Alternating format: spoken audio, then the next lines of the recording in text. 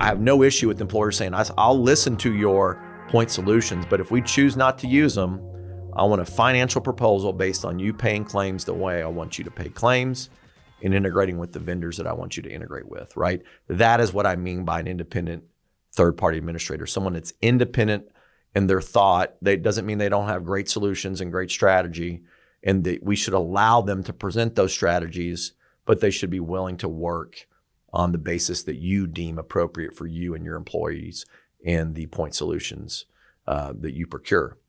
And if we take that approach along with evaluating vendors properly and evaluating RFPs properly, I think we satisfy the burden of fiduciary liability that sits at a self-funded employer's front door. The employer, when they provide services for their employees through procurement of a health insurance plan, absorbs the liability of the fiduciary responsibility of the best vetting process of putting forth the lowest possible cost of health care for their employees at the highest value.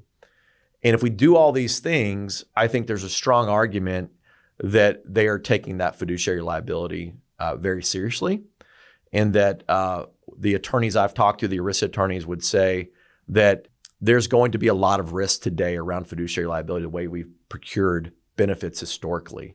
I spoke last time, if you look up the lawsuits that have already happened in the PBM world around fiduciary liability, we are starting to see those creep into the healthcare space. You first saw them in the 401k space, which really transformed the 401k industry. And anytime there are potential conflicts, then the litigating attorneys will seek those out, and they will start to affect change in the space. And I think we have the opportunity to get in front of that and really change the way we do that and protect us as employers. And I'm an employer as well. We provide our own health care. We go through that independent process as well, and we make sure we're highly involved and highly engaged in the purchasing of our own health care.